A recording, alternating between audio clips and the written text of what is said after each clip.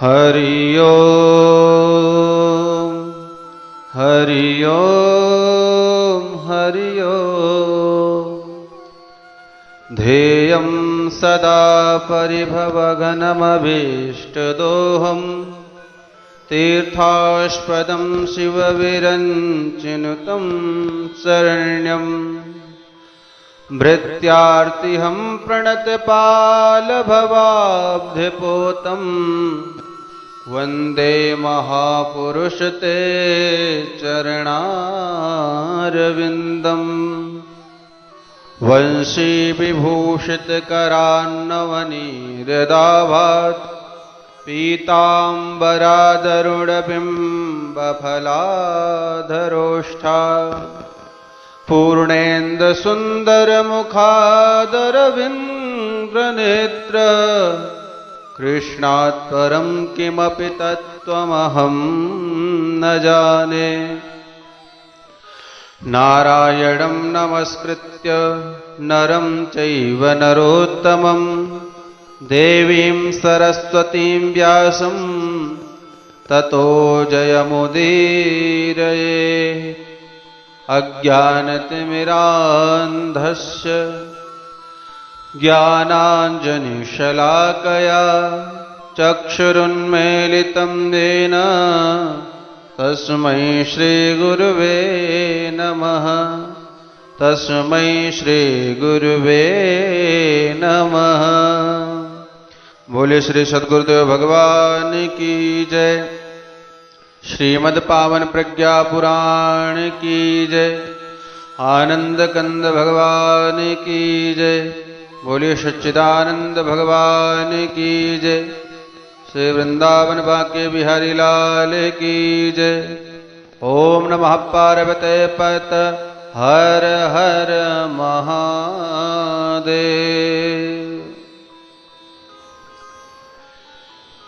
अकारण करुणावले परिपूर्णतम परमात्मा भगवान श्री सद्गुरुदेव के श्री चरणों में हम सभी कोटि कोटि प्रणाम निवेदित करते हैं। श्रीमद् पावन प्रज्ञा पुराण रूपी ज्ञान गंगा में अवगाहन करने वाले समस्त श्रोता समुदाय को हमारी तरफ से श्री राम में सब जग जानी करहूं प्रणाम जोर जुग पानी का भाव निवेदित करते हैं। मित्रों, पिछले दिन की कथा में आप सभी लोगों ने गृहस्थ आश्रम की महिमा को श्रवण किया। कहा गया कि धन्यो वै गृहस्थाश्रम। गृहस्थ आश्रम धन्य है जिसमें संयम सेवा और सहिष्णुता की साधना करने मात्र से वो सारी रिद्धियां सिद्धियां मिल जाती हैं जो योगियों और संतों के लिए, बड़े बड़े मनुष्यों के लिए भी दुर्लभ होता है। महर्षि धौम्य कहते हैं कि परिवार निर्माण एक विशिष्ट स्तर की साधना है। उसमें योगी जैसी प्रज्ञा और तपस्वी जैसी प्रखर प्रतिभा का परिचय देना पड़ता है। पूरी निष्ठा और सही ढंग से साधा गया गृहस्थ धर्म किस प्रकार फलता है, आइए आपको एक छोटे से घटना के माध्यम से हम समझाते हैं। महाभारत की एक घटना है। आप सभी लोगों ने कथा अगर सुनी होगी श्रीमद् भागवत की, तो उसमें हमारे बहुत से आचार्य इस कथा को सुनाते हैं। सुधन्वा और अर्जुन के बीच में भयंकर युद्ध हुआ और दोनों महाबली थे और दोनों युद्ध विद्या में बड़े ही प्रवीण, बड़े ही पारंगत भी थे। अब दोनों तरफ से घमासान लड़ाई चली, विकरालता बढ़ती जा रही थी, निर्णायक स्थिति आ ही नहीं रही थी। अंतिम बाजी इस बात पर आकर अड़ी कि फैसला 3 बाणों में ही होगा। या तो इतने में ही किसी का वध हो जाएगा, अन्यथा युद्ध को बंद करना होगा। दोनों पक्ष पराजय स्वीकार करेंगे जीवन मरण का प्रसंग सामने आ गया। इसलिए कृष्ण को भी अर्जुन की सहायता करनी पड़ी। कृष्ण भगवान ने हाथ में जल लेकर के संकल्प किया और कहा कि गोवर्धन उठाने और ब्रज की रक्षा करने का पुण्य अर्जुन के बाणों के साथ मैं अपनी जोड़ता हूं। इतना कहने मात्र से आग्नेयास्त्र और भी प्रचंड हो गया। काटने का सामान्य उपचार हल्का पड़ रहा था, तो इधर सुधन्वा ने भी संकल्प लिया कि अगर मैंने अपने जीवन में एक पत्नी व्रत पालन करने का पुण्य मैं इस अपने बाण के साथ में जोड़ता हूं। यानी सुधन्वा कहता है कि अगर जीवन में मैंने एक पत्नी व्रत का पालन किया है तो वो उसका जो पुण्य बनता है वो मेरे इस बाण के साथ में जुड़ जाए। दोनों का अस्त्र आकाश मार्ग में चले, दोनों के अस्त्र बीच में काटने का प्रयत्न किया। अर्जुन का अस्त्र कट गया और सुधन्वा का आगे बढ़ गया, किंतु निशाना चूक गया। दूसरा अस्त्र फिर उठाया और अब की बार कृष्ण ने कहा कि गज को ग्राह से बचाने तथा द्रौपदी की लाज बचाने का पुण्य मैं अर्जुन के इस बाण के साथ में जोड़ रहा हूं। और इधर दूसरी बार सुधन्वा ने भी कहा कि अगर मैंने नीतिपूर्वक उपार्जन किया हो और चरित्र में किसी प्रकार की त्रुटि आने ना दी हो तो वह सब पुण्य हमारे इस अस्त्र के साथ जुड़ जाए।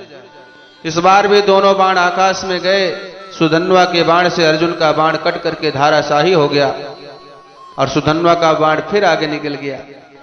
तीसरा बाण और शेष था। इस बार अंतिम निर्णय होना था। कृष्ण ने कहा कि मेरे बार बार अवतार लेकर धरती का भार उतारने का पुण्य मैं अर्जुन के बाणों के साथ जोड़ रहा हूं। और उधर दूसरी ओर सुधन्वा ने कहा कि यदि मैंने स्वार्थ का क्षण भर चिंतन न किया हो और अपने धन को परमार्थ में लगाया हो तो मेरा पुण्य इस बाण के साथ में जुड़ जाए। इस बार भी सुधन्वा का बाण ही विजय हुआ। उसने अर्जुन का बाण काट दिया। दोनों पक्षों में सबसे अधिक सामर्थ्य कौन है इसकी जानकारी देवलोक तक पहुंच गई। तो सुधन्वा पर पुण्य बरसाने के लिए, पुष्प बरसाने के लिए पहुंचे। युद्ध समाप्त कर दिया गया। भगवान कृष्ण ने सुधन्वा की जीत पर उसकी पीठ ठोकते हुए कहते हैं कि हे नरश्रेष्ठ, तुमने सिद्ध कर दिया कि नैष्ठिक गृहस्थ साधक किसी भी तपस्वी से कम नहीं है। गृहस्थ में रहकर सच्चे मन से अपने कर्तव्य का पालन करना ही हमारी साधना है। कर्तव्य परायणता ही हमारी साधना है। आगे महर्षि धौम्य कहते हैं कि लघु राष्ट्रम समाजोच्च परिवारस्तु वर्तते सीमिताश्च जनास्तत्र परिवारे भवन्त्यपि अतएव विधातुं च गृहस्थं सुव्यवस्थितं विकासोपेत अपव्यव सुविधा अधिका मत।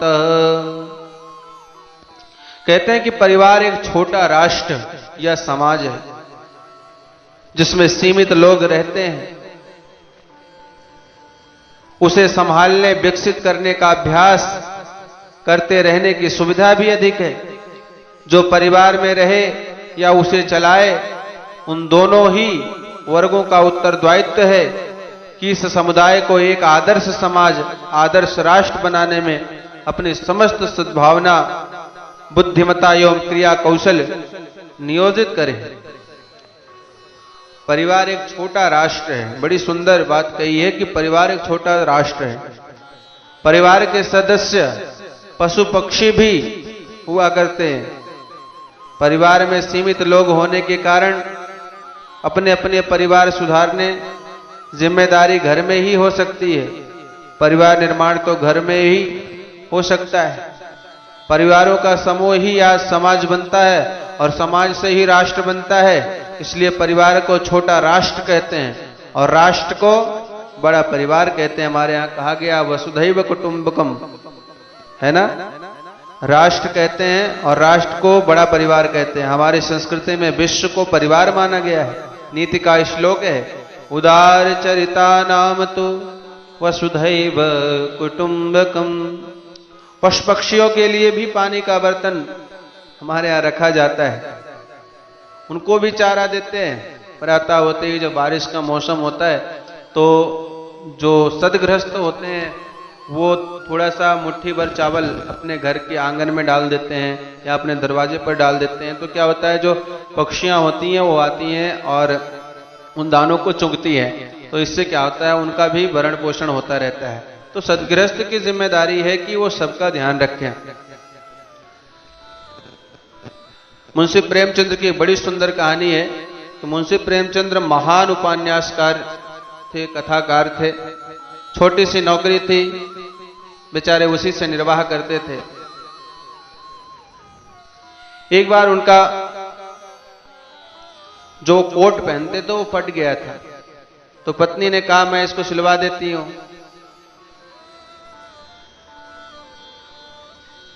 तो उन्होंने कहा नहीं नहीं कोई बात नहीं, काम चल जाएगा।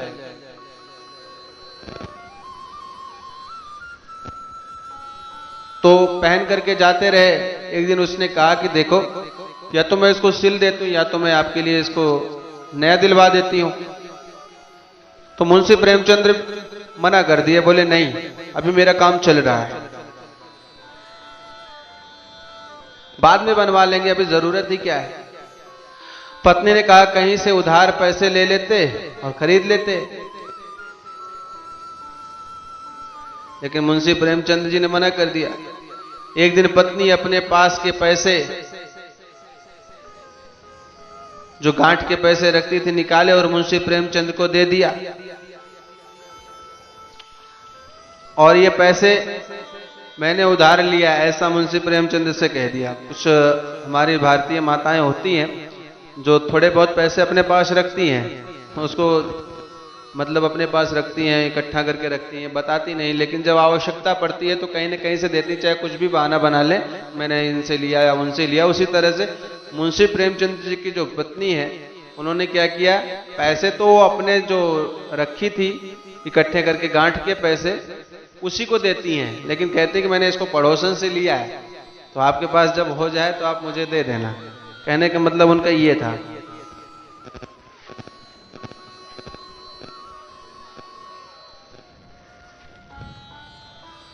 तो पैसे दिया और कहा कि ये पैसे आप ले लो और एक नया कोट ले लेना।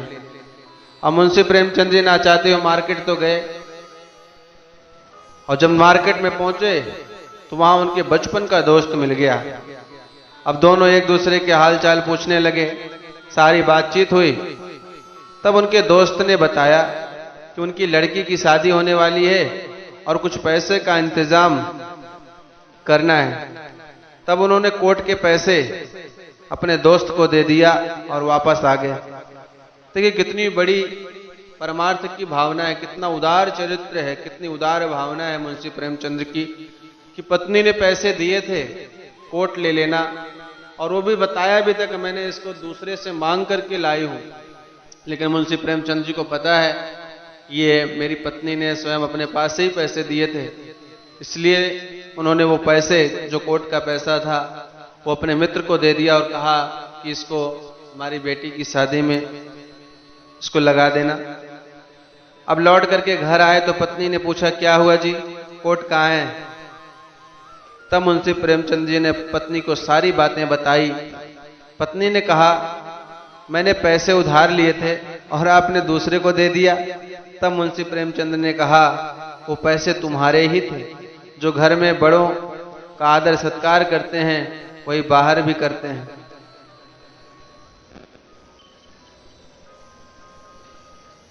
अब घर में अगर हम अपने बच्चों को नहीं सिखाएंगे कि बड़ों का आदर करना चाहिए, बड़ों का सम्मान करना चाहिए, तो बाहर नहीं करेंगे।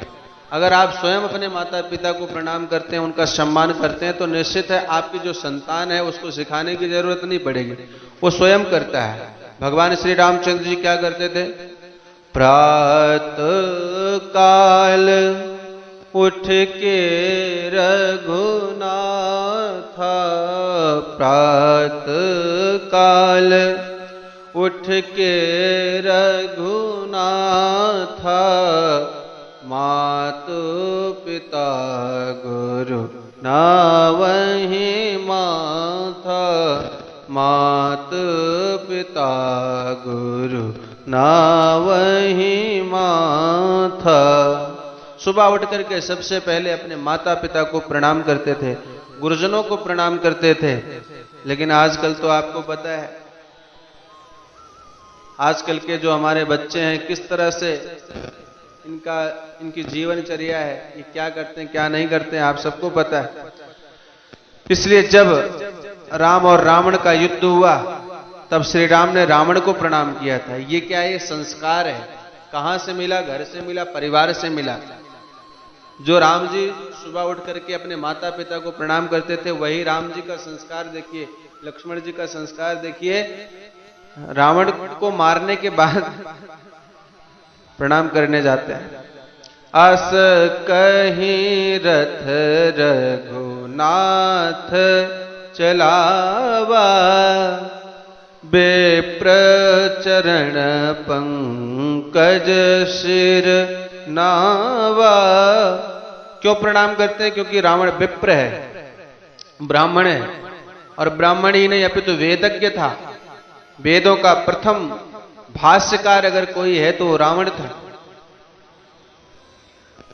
आयु में भी बड़ा था, इसलिए भगवान ने उसे प्रणाम किया। ये संस्कार कहां से मिला? परिवार से मिला। युधिष्ठिर ने युद्ध में सबसे पहले अपने विपक्ष वालों को प्रणाम किया। बहुत सारे लोग वहां और खड़े थे, वो लोग देख रहे थे कि बताओ अभी इन्हीं से युद्ध होने वाला है और इन्हीं को जाकर के प्रणाम कर रहे हैं। युधिष्ठिर की मति मारी गई है, लेकिन नहीं, अर्जुन भी सबसे पहले कहते हैं कृष्ण भगवान से कि रथ को ले चलो और दोनों सेनाओं के मध्य में स्थापित करो। और जब दोनों सेनाओं के मध्य में स्थापित करते हैं तो सबसे पहले पांचों भाई सबको प्रणाम करते हैं। ये संस्कार कहां से मिला? परिवार से मिला।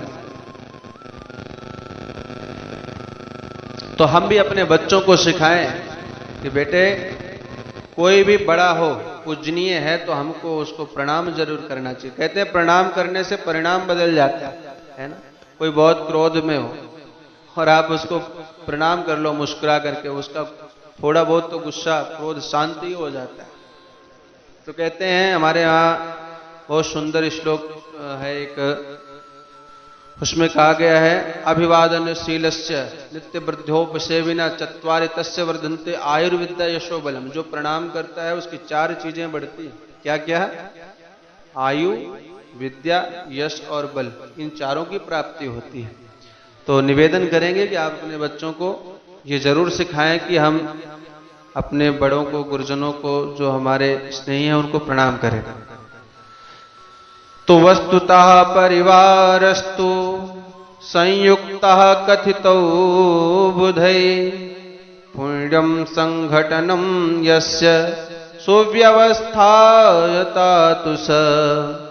सद्भावस्य बाहुल्यात् सहकारस्य संततं कर्तव्यपालने बुद्धिः कर्तव्यः परिवारगैः। कहते परिवार वस्तुतः एक पवित्र संगठन है। उसकी सुव्यवस्था पारस्परिक सद्भाव सहकार की बहुलता से ही बन पड़ती है। सभी सद्गृहस्थ इस चीज को ध्यान से सुन लें कि परिवार के जो सदस्य हैं, संगठन के जो सदस्य हैं, अपने कर्तव्य पर अधिक ध्यान दें और अधिकार उपलब्ध करने की जितनी सुविधा मिले उसी में से किसी प्रकार काम चलाने का प्रयत्न करें। अपनी अपेक्षा दूसरों की सुविधा का ध्यान अधिक रखने पर ही किसी समुदाय में मैत्री, आत्मीयता एवं सहकार के सद्भाव विकसित होते हैं, जिनके बिना जीवन शून्य प्रतीत होता है।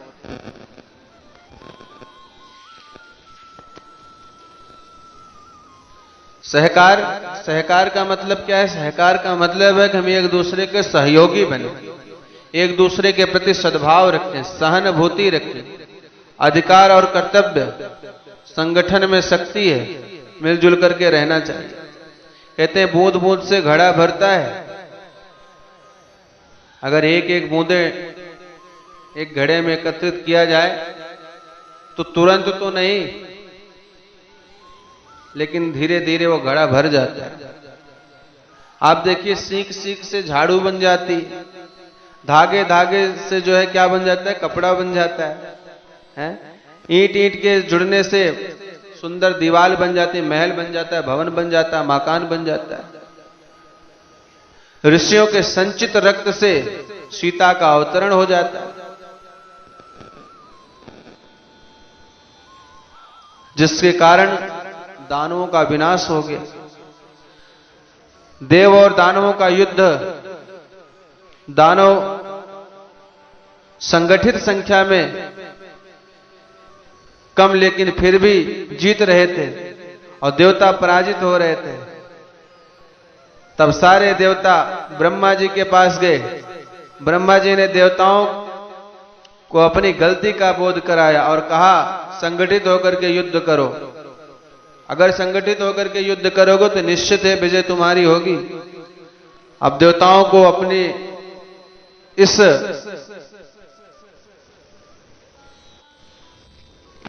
गलती का भान हुआ और अब की बार वो सभी संगठित हो गए। और जब वो संगठित हुए तो वो क्या, दानवों का विनाश करते हुए चले गए। मित्रों, जो देवता लोग संगठित हो उसे संगठित शक्ति का नाम है दुर्गा, है ना। हम लोग दुर्गा की पूजा तो करते हैं, लेकिन जो दुर्गा माता हमें शिक्षा देती, जो प्रेरणा देती, हम लोग उसको नहीं सीखते हैं। दुर्गा संगठित शक्ति की प्रतीक है, यानी दुर्गा माता हमको आपको मिलजुल करके रहने को सिखाती है। आजकल हम लोग बिखर करके रहते हैं, अलग थलग रहते हैं, है ना। इसलिए कहा जाता है कि हम आप मिलजुल करके रहें। कौरव कितने थे? 100 थे और पांडव 5 थे, है ना। और पांचों संगठित थे, 5 होते हुए भी एक थे।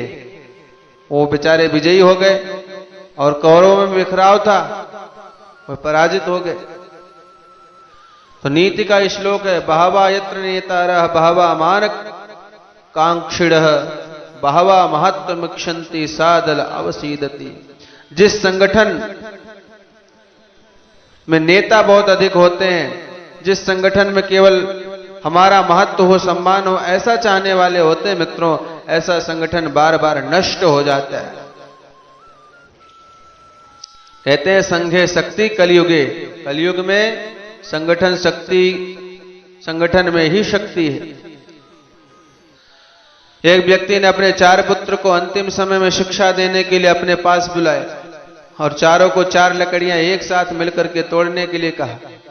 चारों ने एक एक करके चारों लकड़ियों को एक साथ तोड़ने का प्रयास किया,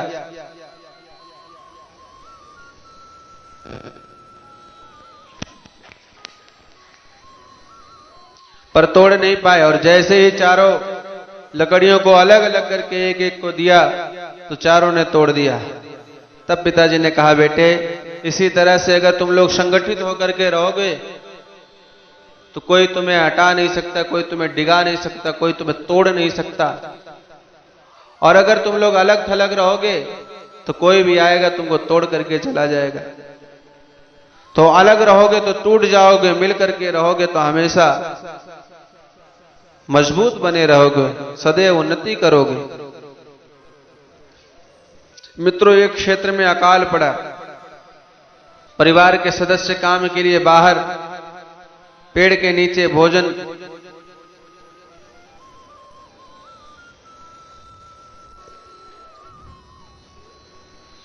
अकाल पड़ा।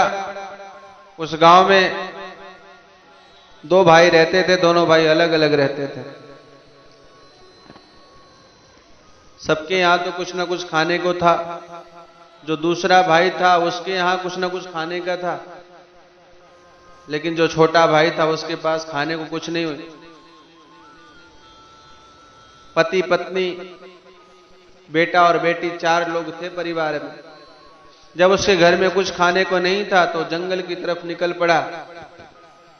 चलता गया। बच्चे कहते, पिताजी भूख लगी है, पिताजी भूख लगी है। अब क्या करे, खाने को तो कुछ नहीं है। एक आम का पेड़ था, उसी पेड़ के नीचे जाकर के चारों बैठ गए। अब फिर बेटे ने कहा, पिताजी मुझे भूख लगी, मां मुझे भूख लगी है, खाने को कुछ है नहीं तो कहां से लाए, क्या करे।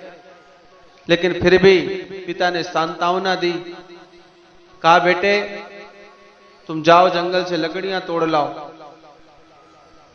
बेटी को कहा, बेटी तुम जाओ तालाब से पानी भर करके ले आओ। पत्नी से कहा कि तुम चूल्हा बनाओ। हाँ, अब तो पुत्र ने क्या किया, दौड़ करके गए, लकड़ियां ले आया। बेटी दौड़ करके गई, पानी ले आई, पत्नी उसकी चूल्हा बनाने लगी। अब बच्चे कहते हैं, पिताजी आप ये बताइए, खाने के लिए तो कुछ है नहीं और आप क्या बनाओगे, क्या खिलाओगे मुझे। उसने कहा, तुम लोग चिंता मत करो, जो ऊपर है ना मैं उसी को खिलाऊंगा तुम लोगों को बना करके। अब ऊपर देखे तो कुछ है ही नहीं, ऊपर एक कबूतर बैठा था। अब कबूतर को बैठा था, अब कबूतर ने जैसे सुना कि ये लोग हमें ही बनाने वाले हैं, हमें ही बना करके खाने वाले हैं, तो कबूतर ने कहा, देखो भैया तुम हमें मत मारो, हम तुम्हें बहुत सारा धन बता देंगे, छिपा हुआ धन बता देंगे, तुम आराम से आनंद पूर्वक अपना जीवन यापन करना, लेकिन मुझे मारना मत। अब तो वो लोग बहुत खुश हो गए, हाँ ठीक है तुम मुझे बताओ धन कहाँ है, तो मैं तुम्हें नहीं मारूंगा। अब उस कबूतर ने कहा, जिस पेड़ के नीचे तुम चूल्हा बना रहे हो उसी पेड़ के नीचे बहुत सारा धन छिपा हुआ है, आप उसको प्राप्त कर लो और जाओ आनंद पूर्वक अपना जीवन यापन करो। परिवारजनों ने सारे धन को लिया और घर पर लौट आए। अब इधर दूसरा वाला भाई जो था बड़ा कंजूस था, उसने अपने छोटे भाई का हक तो पहले से मार लिया था और बड़ा लालची था। जब उसको पता चला कि मेरा छोटा भाई इतना अमीर हो गया, उसके पास इतने पैसे आ गए, तो उसको ईर्ष्या होने लगी और वो आता है अपने भाई से पूछता है कि भाई तूने इतना धन कहां से प्राप्त कर लिया, कहां से मिला, कैसे मिला, तो मुझे बता, जरूर तू चोरी करके आया। अब उस पर इल्जाम लगाने लगा, तो भाई ने बता दिया, देखो भाई मैं ऐसे ऐसे गया था जंगल में और वहां पेड़ के नीचे मैंने इस तरह से किया, तो कबूतर ने मुझे सारा धन बताया और वही मैं लेकर के आया हूं। तो बोला मैं जाऊं तो मुझे भी मिलेगा। बोले ये तो मैं नहीं कह सकता कि आपको मिलेगा, लेकिन आप प्रयत्न करके देख लो। अब ये लोग भी गए अपने परिवार को लेकर के और उसी पेड़ के नीचे गए। अपनी बेटी से कहा, बेटी जाओ जल भर करके ले आओ। बेटी ने तुरंत कहा, पिताजी क्या करोगे पानी, मैं नहीं जा रही कहीं जल लाने के लिए। बेटे से कहा, बेटा तू लकड़ियां लेकर के आ। बेटे ने भी जवाब दिया, मैं कहीं नहीं जा रहा, तुम्हें जाने तो खुद ही चले जाओ। पत्नी से कहा, तुम चूल्हा बनाओ। उसने कहा, दिमाग खराब है क्या तुम्हारा, यहां जंगल में चूल्हा बना करके क्या करेंगे। उसने भी जवाब दे दिया। बोले क्या बनाओगे, बोले ऊपर जो दिख रहा है मैं उसी को बनाऊंगा।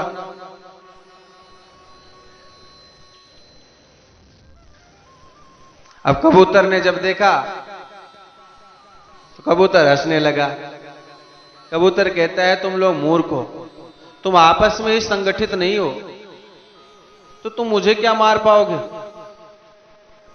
तुम मुझे कुछ नहीं कर सकते, तुम मेरा कुछ भी नहीं बिगाड़ सकते और तुम्हें कुछ भी नहीं मिलने वाला। इस तरह से कबूतर ने डांट करके भगा दिया।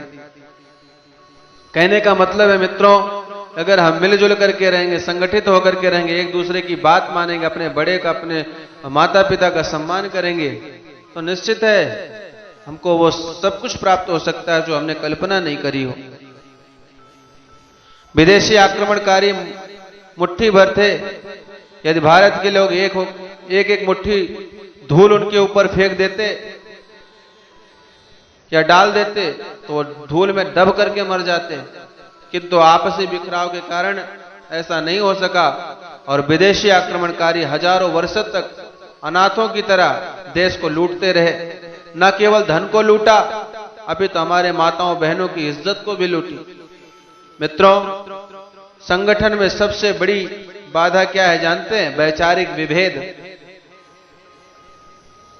और उसका समाधान क्या है? समाधान है आपसी तालमेल, आपस में सामंजस्य। ध्यान रखना, वैचारिक मतभेद से ही विवाद होता है। परिवार में सभी का स्वभाव अलग अलग होता है। अगर हम चाहें कि सब हमारे जैसे ही बन जाए तो ऐसा नहीं हो सकता। आपको पता है, वैचारिक मतभेद के कारण ही कैकेयी ने राम को वनवास कराया। एक समय था कैकेयी कहती थी कि प्राण से अधिक राम प्रिय मोरे, तिनकर तिलक क्षोभ कस तोरे। जब मंथरा आती है बताने के राम जी का राज्याभिषेक होने वाला है और तू यहां बैठे बैठे आनंद मना रही, खुशी हो रही है, तुझे जरा सा भी ध्यान नहीं है। तो कैकेयी ने डांटते हुए कहा था मंथरा से कि प्राण से अधिक राम प्रिय मोरे, जो मेरे राम जी है ना मुझे प्राणों से प्रिय है और उनका आज राज्याभिषेक होने जा रहा है, तो तुझे क्यों जलन हो रही, तुझे क्यों कष्ट हो रहा है? लेकिन वही कैकेयी जब मंथरा ने उसके मति में विकृति पैदा कर दी तो कैकेयी ने क्या कहा? प्रातः काल मुनि वेशधर जौन राम बन जाए। अगर प्रातः काल होते ही राम जी वनवास को नहीं चले गए, वन को नहीं चले गए, तो मेरा मरण हो जाएगा और आपको अपयश लगेगा, है ना? तो ये क्या है? वैचारिक मतभेद ही तो है, जिसके कारण 14 वर्ष तक अयोध्या की क्या स्थिति रही आप सबको पता है। ध्यान रखना, पांचों गुलियों के मिलने से ही मुट्ठी बनती है।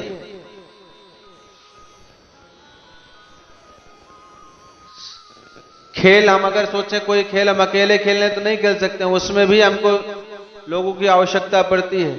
हॉकी हो, कबड्डी हो, क्रिकेट हो।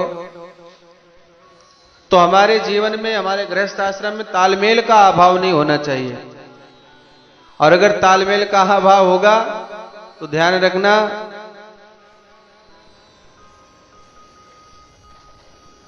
पैजामा अंडरवियर भी बन सकता है।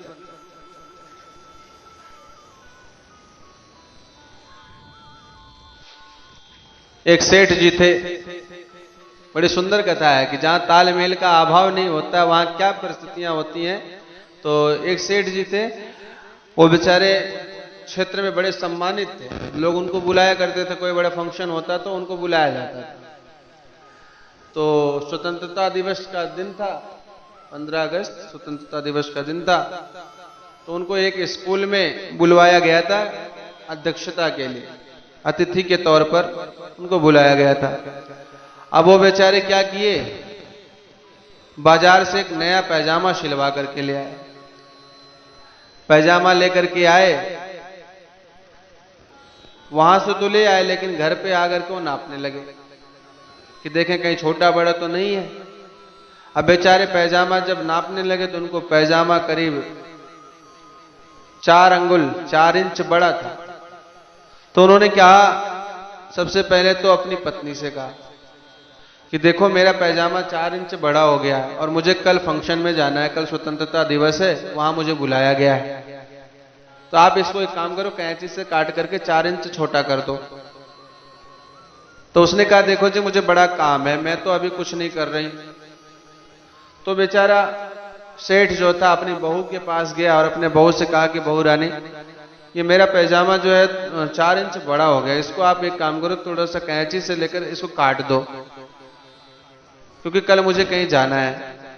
बहू ने कहा देखो पिताजी मैं अभी कुछ काम कर रही हूं, मुझे जो है अभी फुर्सत नहीं, जब मुझे फुर्सत होगा तो मैं कर दूंगी। अब वो बेचारा अपनी बेटी के पास गया, बेटी उसकी जो है कहीं किसी काम में लगी हुई थी, गेम खेल रही थी। उसने कहा बेटी ये मेरा पैजामा 4 इंच बड़ा हो गया, इसको काट देना। तो उसने भी कहा पिताजी मुझे अभी टाइम नहीं, टाइम मिलेगा तो मैं कर दूंगी। इस तरह से सब लोगों ने उसको जवाब दे दिया। तो सेठ जी ने क्या किया, स्वयं जाकर के कैंची से उसको 4 इंच पैजामा को काटा और काट करके फोल्ड करके अलमीरा में रख दिया। उसके बाद सेठ जी चले गए। अब इधर जब पत्नी को ध्यान आया तो पत्नी सोचने लगी कि हमारे पति तो कितने अच्छे हैं, बेचारे कभी कुछ कहते नहीं और जब भी कहते तो मैं कुछ ना कुछ कह के उनको मना कर देती हूँ। आखिर हैं तो हमारे पति ही, कभी हमको डांटते नहीं, कभी मारते नहीं, तो चलो मैं उनका एक छोटा सा काम है इसको कर देती हूँ। अब वो गई तो उसने क्या किया, कैंची उठाया और 4 इंच पैजामा को काट करके सिल करके उसने भी फोल्ड करके रख दिया। अब इधर बहू को जब सीरियल देखने से फुर्सत मिली तो बहू भी जाती है, कैंची उठाई, उसने भी काटा और काट करके फोल्ड करके रख दिया।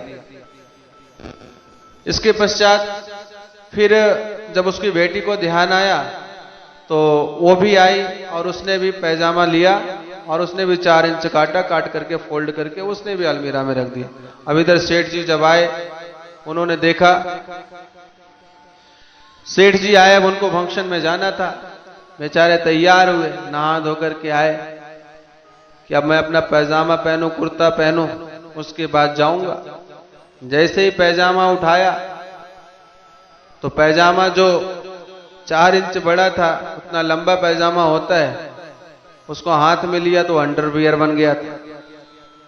अब तो सेठ जी झल्ला गए कि अभी तो हमारी कोई सुनी नहीं और सबने लगता है 4-4 इंच काट दिया। अब बेचारे सेठ जी माथा पकड़ करके पछताने लगे, हाय राम, कैसा परिवार है जिसमें तालमेल का अभाव है। तो मित्रों, अगर हमारे परिवार में इसी तरह से तालमेल का अभाव होगा तो इस तरह की परिस्थितियों का सामना हमको आपको भी करना पड़ सकता है।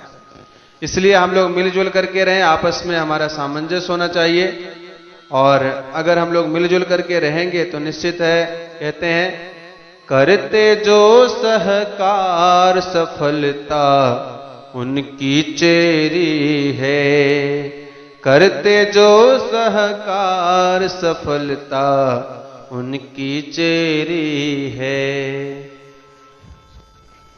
तो करते जो सहकार सफलता उनकी चेरी है, जो मिलजुल करके रहते हैं सफलता उनके कदमों को चूमती है। तो आज की कथा को यहीं पर विश्राम देते हैं। जैसे गुरुदेव भगवान की इच्छा होगी, जैसे उनकी कृपा होगी, उसी तरह से आगे कथा निरंतर चलती रहेगी। आप सभी को मैं हृदय से बहुत बहुत धन्यवाद करता हूं कि आप सभी लोग इस कथा को सुनते हैं, समझते हैं, और मेरा ये विश्वास है कि केवल सुनते समझते ही नहीं होंगे, अपितु इसको अपने आचरण में भी धारण करते हो, अपने बच्चों को भी समझाते होंगे। हम जो आपको कथा सुनाते हैं, हमारा कथा सुनाना उद्देश्य नहीं है, हमारा उद्देश्य बस इतना है कि आपको इस कथा से जो सीख मिलती है, जो प्रेरणा मिलती है, आप उसको सुने, समझें और उसको अपने बच्चों के अंदर वो संस्कार डालें। क्योंकि जो हमारे बच्चे हैं यही हमारे राष्ट्र को निर्माण करने वाले हैं, श्रेष्ठ राष्ट्र का निर्माण करने वाले हैं, यही गुरुदेव भगवान के कार्यों को आगे ले जाने वाले हैं, यही हमारे देश की रीढ़ है, हड्डी है। तो निवेदन करेंगे कि आप अपने बच्चों को संस्कारी बनाएं, इंजीनियर, डॉक्टर बनाएं, कलेक्टर बनाएं, वो तो एक अलग बात है, लेकिन उससे पहले एक अच्छा इंसान बनाएं। एक अच्छा इंसान बनाने के लिए जरूरी है कि हम स्वयं संगठित रहें, हम स्वयं मिलजुल करके रहें, प्रेम और स्नेह के साथ रहें और अपने बच्चों को भी उसी तरह से रखें। अगर ऐसा करते हैं तो निश्चित है हमारा परिवार एक देव परिवार होगा, प्रज्ञा परिवार होगा, सुखी समुन्नत परिवार होगा। और मित्रों, कहते हैं प्यार और सहकार से भरा पूरा परिवार ही धरती का स्वर्ग होता है। अगर अपने परिवार को स्वर्ग बनाना है, अपने घर को स्वर्ग बनाना है, तो उसके लिए आपको प्यार और सहकार के साथ रहना पड़ेगा। तो इन्हीं भावना कामना के साथ आइए आज की कथा को यहीं पर विश्राम देते हैं। शेष की कथा को आगे अगले एपिसोड में आप सभी लोग सुनेंगे। बहुत बहुत धन्यवाद। ओम शांति शांति समाप्ति। ओम द्यौः शांतिरंतरिक्षगं शांति, पृथ्वी शांतिरापः शांतिरोषधयः शांति, वनस्पतयः शांति, विश्वे देवाः शांति, ब्रह्म शांति, सर्वगुं शांति शांतिरेव शांति, सामा शांतिरेधि। ओम शांति शांति शांति, सर्वारिष्टसु शांतिर्भवतु। बोले श्री वृंदावन बांके बिहारी लाल की जय। बोले शंकर भगवान की जय। परम पूज्य गुरुदेव की जय। परम दनिया माता जी की जय। शांत कुंज हरिद्वार की जय। श्रीमद् पावन प्रज्ञा पुराण की जय। ओम नमः पार्वते पत हर हर महादेव।